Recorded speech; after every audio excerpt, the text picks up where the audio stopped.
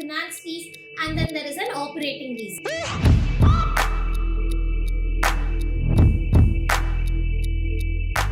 There are internal auditors everywhere, then how did that Vijay Mallya fraud even happen? Gross profit will give me the sales. Are internal auditors as independent as external auditors? Guys, I have often wondered why is a separate discussion required around leases, and why is it that so much conversation happens around this one specific area of accounting. Now, I know what is a non-current asset. Okay, a non-current asset is an item or is an asset which is owned or controlled by the entity, in whose case it is probable that future economic benefits will flow to the entity. It is not held with an intention to resell. All of these different aspects go into defining a non-current asset. When I take a premises on rent, there is, I mean, I stay in Mumbai, there's a flat or an apartment that I have taken on rent, and I pay 16,000 rupees of rent every month, and that's, a simple accounting transaction in my mind.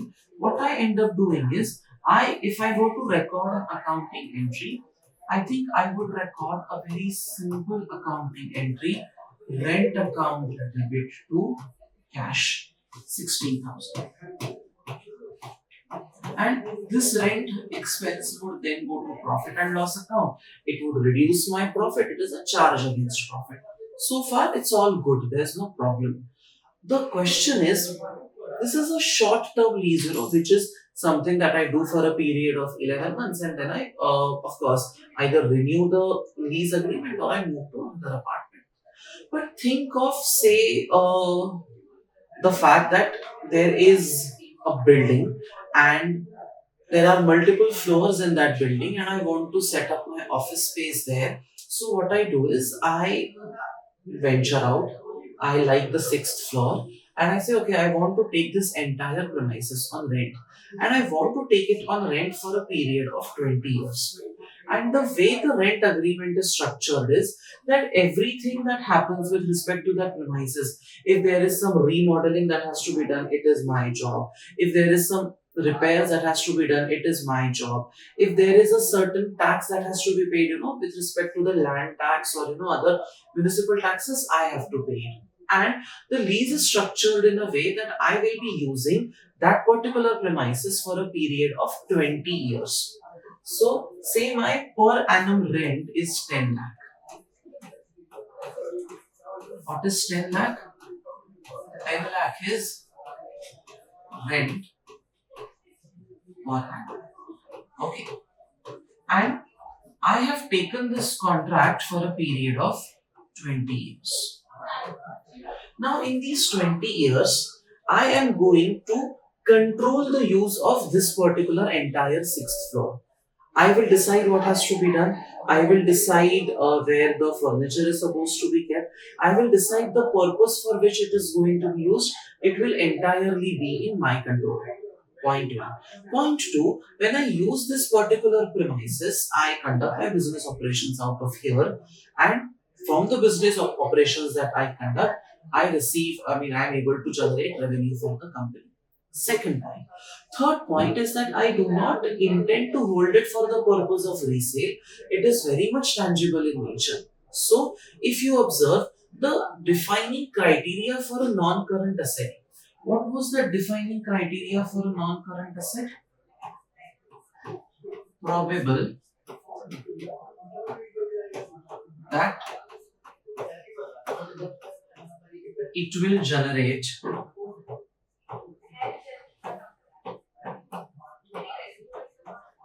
economic benefits.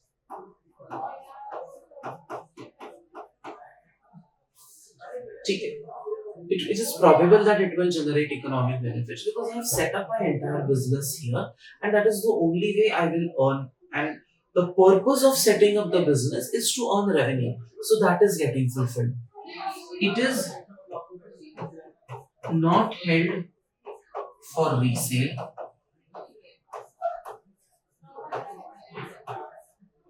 Then I control the use.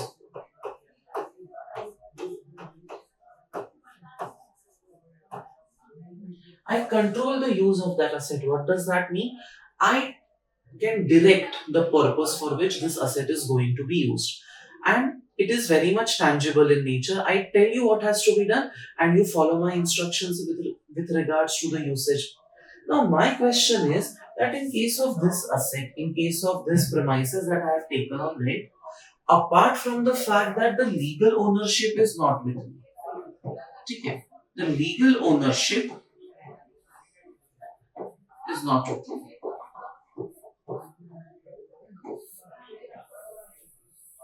Legal ownership on paper, the title deed of this particular property is in the owner's name.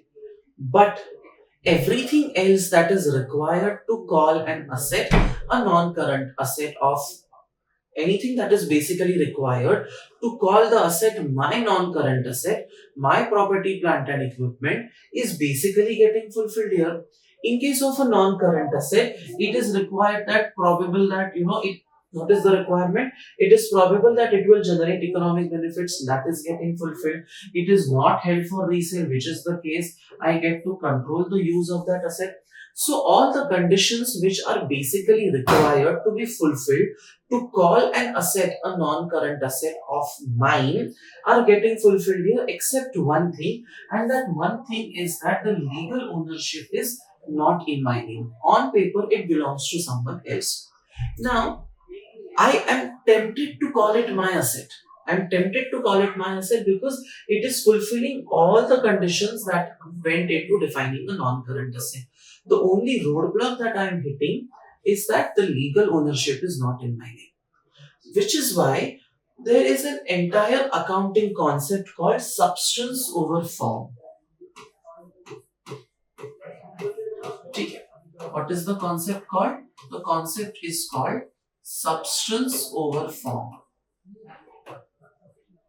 Now, when we mention the word substance over form, what we are trying to say is that we will give importance to the actual economic substance of the transaction and not the apparent visible legal form that the transaction is taking. Legally, here, I can say that this asset belongs to someone else on paper. Legally, it is in somebody else's name. So that person ideally should call it his or her asset. But what I am saying is, although legally it is not in my name, it is fulfilling all the conditions which are required, which are necessary to call an asset my asset. So I will give more importance to the substance of the transaction, not the legal form of the transaction. So I want to call it my own asset. So a premises that is taken on rent, for example, if it fulfills certain conditions, can be called my asset because it is fulfilling in substance all the criteria that you need to define a non-current asset. Such an asset, such a leased asset that I use is called right of use asset. Okay. And if I have entered into a 20-year contract with you in which I am going to pay you 1 lakh rupees every year as lease rental, the thought that comes to my mind is I have entered into a contract under which the commitment is that you have to pay 1 lakh rupees as rent to the other person. Naturally, there is a liability that has arisen because of entering into that lease contract. The liability is called lease liability. Okay, right of use asset and lease liability. The point about lease liability is interesting. Today, you have entered into a contract which has basically told you that you are committed to pay 1 lakh rupees every year to this particular person who has given his premises to you on rent. So, you have to measure both. When you are preparing your financial statements, there is a right of use asset and there is a lease liability. But before we get into the nitty-gritties, I hope you have understood why was there a need, a compulsion, an obsession to say that an asset that I have taken on lease from someone is basically my asset and I call it the right of use asset. Once that is in place, now let us go down to define what a lease is. Okay, now a lease. What is a lease? A lease is a contract or a part of a contract that conveys the right to use an asset for a period of time in exchange for a consideration. Contract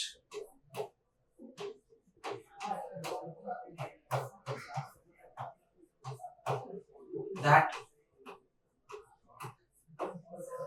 conveys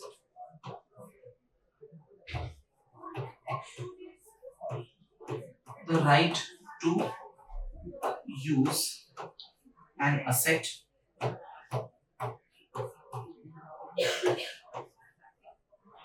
for a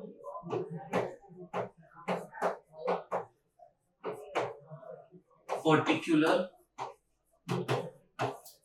period of time, and it has to be for a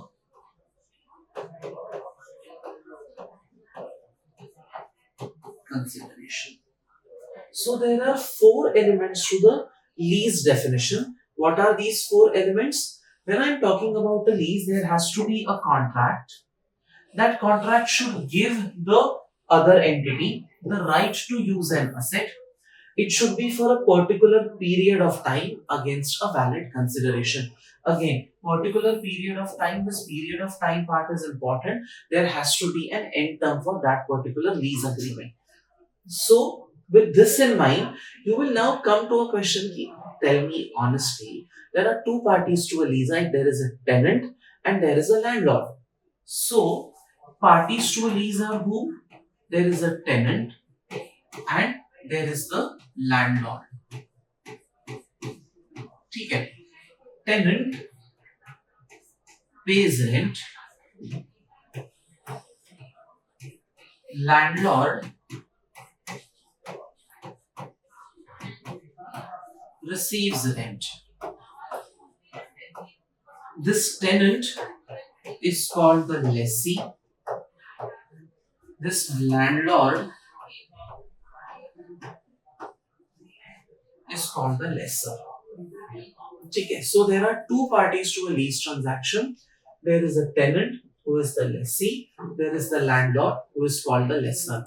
Moving forward, we are not going to call them tenant and landlord. We are going to call them lessor and lessee. In your FR exam, you only have to understand accounting from the point of view of a lessee. So a lessee is the entity that obtains the right to use an underlying asset in exchange for a consideration.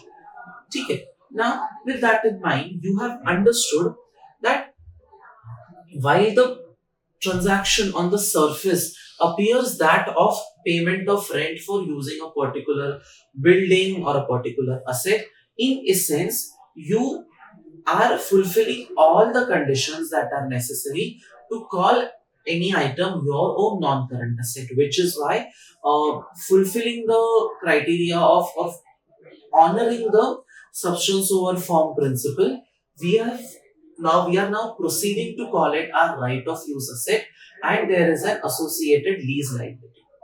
Now we have to understand how does the accounting part for this work. Now, if you have studied financial reporting at some stage, you would have understood how to value a share, how to value a bond, and all of that. Forget that because it is slightly technical in nature. If I were to ask you how much money are you willing to pay for this pen, your rational mind, when you say 30 rupees or 40 rupees, how does that 30 come to your mind? That 30 is basically in your mind the value of benefit that you would derive from the use of this particular item. Okay. So if I am saying that I am willing to pay 30 rupees for pen and I'm going to use the pen for 2 years, in your mind, the reason you are willing to pay 30 is because you feel that the value of benefit received from the use of this particular pen is at least 30 rupees. Why would you be willing to pay 1 lakh rupees every year for 20 years to get a premises on rent? The reason you would be willing to pay 1 lakh rupees every year for a certain number of years is because you believe that the value you receive from the usage of that particular asset is at least this much. So if I were to tell you that in year 1, I am paying 1 lakh. In year 2, again I am paying 1 lakh as lease rental. In year 3, again I am paying 1 lakh as lease rental. Year 4 and year 5. Okay, I am paying 1 lakh rupees as my lease rental. Why would I be willing to pay 1 lakh rupees every year for 5 years? Because in my mind, the value of benefit that I receive from the usage of this particular asset is at least this much. If the value of the benefit in my mind was say 2 lakh rupees overall, I wouldn't be willing to pay 1 every year for 5 years. That would make me an idiot. Why are you paying more than the amount of benefit that you are receiving? Now we have established the fact that for every year for 5 years, I am going to pay 1 lakh rupees as rent. Okay. Now I want to know what is the maximum value I would be willing to pay. The maximum value I would be willing to pay is nothing but the amount of benefit I am going to receive. And I am paying 1 lakh rupees every year, but these payments are happening at different points in time. If you want to calculate if you want to bring these all at the same level, don't you think it would be better for you to bring them down to the same level by calculating the present value and multiplying them with the appropriate discounting factor? This is discounting factor at the rate of 10%.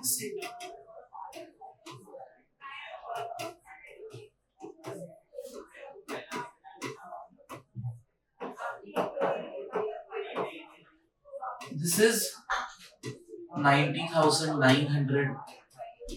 This is 82,600.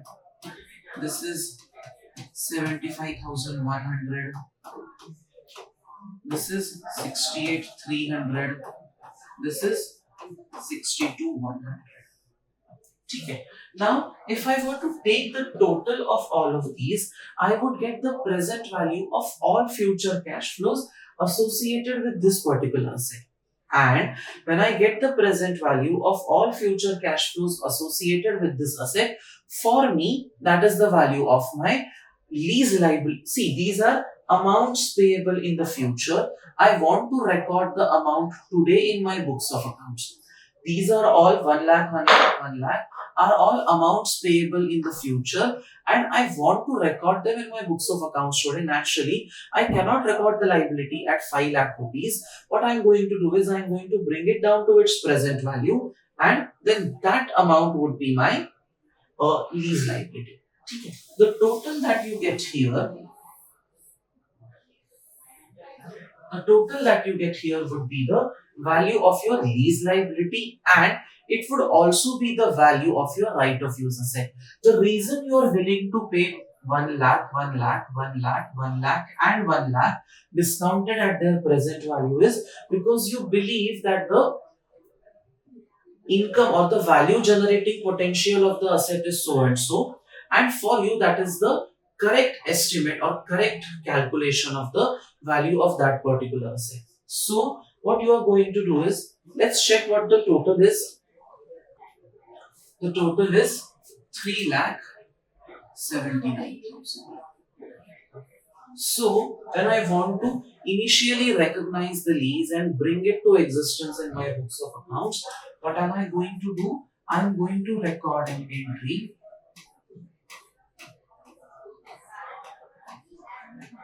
right of use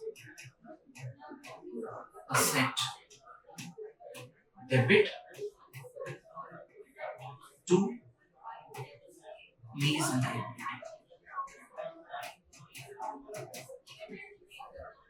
The total is 3,79,000. This is my initial recognition accounting entry. Right of use asset account debit 3,79,000 to lease liability 3,79,000. Once the initial recognition is done and once you have understood how the value is calculated, which was basically this calculation, bringing it down to its present value, then we can move ahead and discuss the subsequent measurement. That is, after the initial measurement has taken place, how do you account for the remaining part of it?